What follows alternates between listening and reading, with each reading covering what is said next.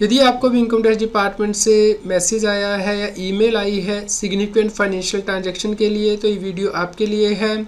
इस वीडियो में हम डिस्कस करेंगे कि इनकम टैक्स डिपार्टमेंट ने ये मैसेज भेजते हुए कौन सी गलती की है, आपको इस मैसेज का रिप्लाई कैसे फाइल करना है और किन बातों का आपको ध्यान रखना है सिग्निफिकेंट फाइनेंशियल ट्रांजैक्शन के केस में। CA Satbir Singh YouTube channel पे आपका स्वागत है। फैशन भी उतनी तेज़ी से नहीं बदलता है जितनी तेज़ी से इनकम टैक्स बदल जाता है, तो आपको इनकम टैक्स के रेगुलर अपडेट मिलते रहें, इसके लिए आप हमारे चैनल CA सतबीर सिंह को सब्सक्राइब कर लें, क्योंकि इस पे हम बहुत ही सिंपल लैंग्वेज में आपको समझाते हैं एग्जाम्पल के साथ कि आपको इनकम टैक्स की कॉम्प्लायंस कैसे करनी है। तो आप हमें व्हाट्सएप चैनल और Telegram channel CA Satbir Singh tax hill पे भी सब्सक्राइब कर लें। लिंक वीडियो की डिस्क्रिप्शन में भी दिया गया है, कमेंट में भी पिन किया गया है। बहुत से टैक्स पेयर को इनकम टैक्स डिपार्टमेंट के द्वारा मैसेज किए जा रहे हैं और ईमेल की जा रही है कि आपने सिग्निफिकेंट फाइनेंशियल ट्रांजैक्शंस की है, तो इसलिए उन्हें रिमाइंड कराया जा रहा है कि वो अपना एडवांस टैक्स पे कर दें और इसके साथ ही इस मैसेज का उन्हें रिप्लाई भी करना है इनकम टैक्स के कॉम्प्लायंस पोर्टल पे जाके। तो चलिए चलते हैं कि आपको ये नोटिस कैसे चेक करना है, उसका रिप्लाई कैसे करना है।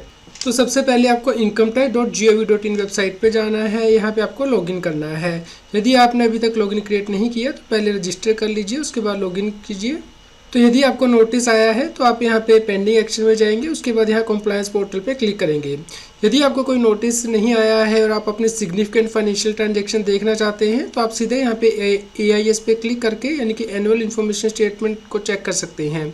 तो हम लोग यहाँ पे कॉम्प्लायंस पोर्टल पे जाएंगे, उसके बाद आपको नई साइट पे रीडायरेक्ट किया जाएगा, आपको प्रोसीड करना है। तो इस प्रकार से स्क्रीन ओपन हो जाएगी। यहाँ पे ई कैंपेन के अंतर्गत आपको प्रेस करना है, उसके बाद आप यहाँ से असेसमेंट ईयर चूज़ करेंगे।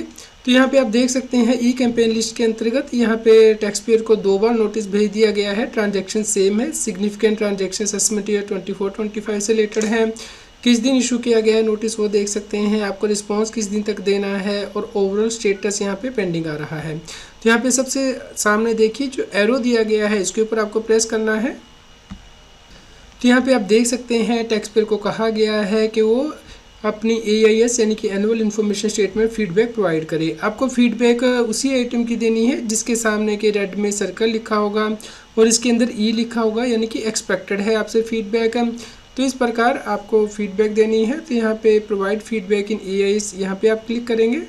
यहाँ पे आपको ध्यान रखना है आपको फीडबैक उन सभी आइटम की देनी है जिनके सामने के एक्सपेक्टेड लिखा हुआ है। तो यहाँ पे आप ओके प्रेस करेंगे, तो उसके बाद आपको स्क्रीन पे ही डायरेक्ट कर दिया जाएगा। यहाँ पे आप फाइनेंशियल चूज़ कर सकते हैं, जिसके लिए कि आप सिग्निफिकेंट फाइनेंशियल ट्रांजैक्शन देखना चाहते हैं। हमें नोटिस है फाइनेंशियल ईयर 23-24 के लिए, यानी कि असेसमेंट ईयर 24-25 के लिए।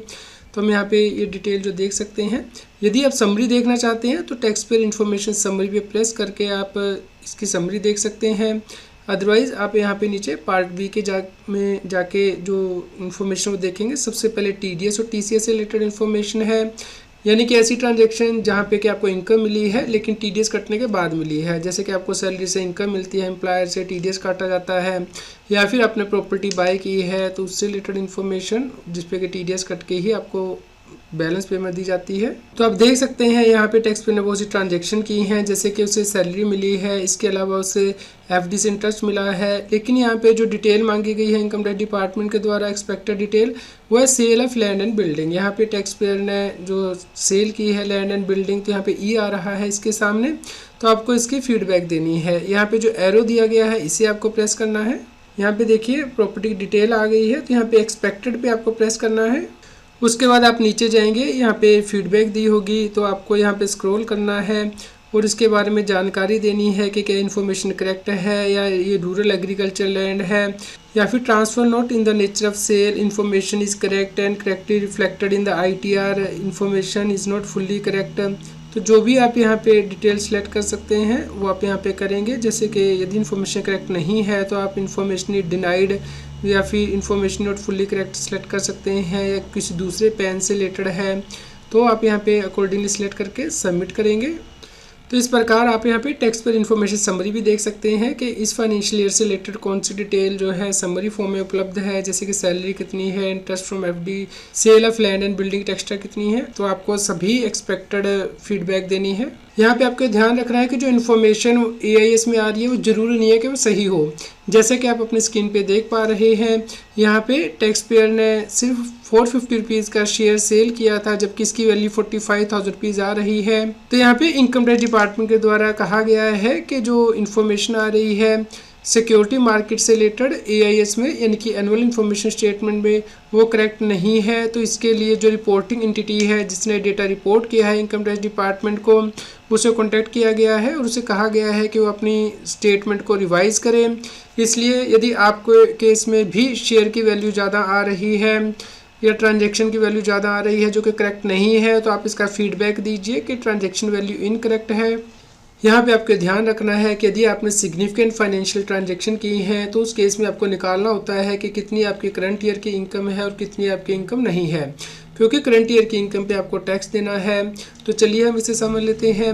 जैसा कि यहाँ पे टैक्स पेयर की ट्रांजैक्शन आ रही है कि उसे सैलरी इनकम हुई है, तो ये इनकम उसे एम्प्लॉयर से हुई है, इसके ऊपर उसे इनकम टैक्स देना है। दूसरी है FD से इंटरेस्ट इनकम, इसके ऊपर भी उसे टैक्स देना है, तो करंट ईयर की इनकम है। इसके अलावा उसने लैंड एंड बिल्डिंग सेल की है, तो ये जो वैल्यू है ये करेक्ट रिपोर्ट नहीं की है बायर ने। एक तो हमें ये फीडबैक देना है क्योंकि उसने एक ही ट्रांजैक्शन को 3 से 4 बार रिपोर्ट कर दिया है, क्योंकि प्रॉपर्टी 2 से ज़्यादा बायर के द्वारा खरीदी गई थी और उसने पूरी ट्रांजैक्शन को एक ही सेलर के अमाउंट में डाल दिया है। तो उसे आपको रिपोर्ट करना है कि इन्फॉर्मेशन सही नहीं है। इसके अलावा जो इस पर कैपिटल गेन हुआ है वो टैक्सेबल होता है, लेकिन क्योंकि यहाँ पे टैक्स पेयर ने एक और हाउस प्रॉपर्टी खरीद ली है तो उसने कैपिटल गेन अपना बचा लिया है, इसलिए करंट ईयर की इनकम में इसे कंसिडर नहीं किया जाएगा। यहाँ पे टैक्स पेयर ने शेयर एंड सिक्योरिटी सेल की है, तो इसका सोर्स जो सैलरी इनकम से उसने इन्वेस्ट किया है पैसा, तो इस पर जो उसे कैपिटल गेन होगा शेयर पे वो आपको टैक्सेबल करना है। तो मान लीजिए यहाँ पे 50,000 का उसे कैपिटल गेन हुआ है, तो इसे आपको टैक्स कंप्यूटेशन में लेना है। इसके अलावा आपने इमूवेबल प्रॉपर्टी के ऊपर TDS आपका कटा है, क्योंकि आपने प्रॉपर्टी जो है वो सेल की है, तो ये ट्रांजैक्शन टैक्सेबल नहीं है। इसका जो है डबल इम्पैक्ट आ रहा है, ऊपर आ ही गई है ट्रांजैक्शन, तो आप इसे कह सकते हैं कि इन्फॉर्मेशन डुप्लीकेट। इसके अलावा आपने म्यूचुअल फंड परचेज़ किए हैं 2 लाख रुपए के, तो ये फ्रेंड से गिफ्ट लेने के बाद आपने परचेज़ किए थे, तो 50,000 रुपये से ज़्यादा यदि गिफ्ट लेते हैं किसी व्यक्ति से वो टैक्सेबल है। तो इस प्रकार आप पूरे साल में जो इनकम है वो निकाल लेंगे कि कितनी हुई है, और अब इसके ऊपर टैक्स निकालेंगे। असेसमेंट ईयर 24-25 से आपके पास 2 ऑप्शन है, या तो आप नई टैक्स रिजीम के अकॉर्डिंग टैक्स कैलकुलेट करेंगे या फिर ओल्ड टैक्स रिजीम के अकॉर्डिंग। तो इसके ऊपर आप complete video right hand side corner में देख सकते हैं CS Satbir Singh YouTube channel पे कि आप ओल्ड टैक्स रिजीम के अकॉर्डिंग टैक्स कैलकुलेट करेंगे तो कितना आएगा, न्यू टैक्स रिजीम के अकॉर्डिंग करेंगे तो कितना आएगा। तो जब आप टैक्स कंप्यूट कर लेंगे उसके बाद आपको देखना है कि क्या आपको एडवांस टैक्स जमा करना है या फिर सेल्फ असेसमेंट टैक्स है।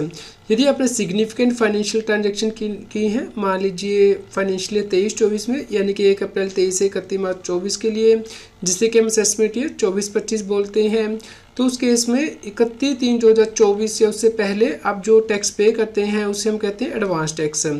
तो एडवांस टैक्स कैसे कैलकुलेट किया जाता है, पे किया जाता है, इसके ऊपर आप video right hand side corner में देख सकते हैं CS Satbir Singh YouTube channel पे, जिसमें कि हमने बताया है कि यदि व्यक्ति की टैक्स लायबिलिटी 10,000 या उससे ज़्यादा हो जाती है तो उसे पूरा अपना टैक्स पहले कैलकुलेट करके एडवांस में ही पे करना होता है, या फिर आप ईयर के एंड के ख़त्म होने के बाद, यानी कि फाइनेंशियल ईयर 23-24 के ख़त्म होने के बाद 1 अप्रैल से लेके जब तक ITR फाइल करते हैं उसके बीच में जो टैक्स पे करते हैं उसे हम कहते हैं सेल्फ असेसमेंट टैक्स।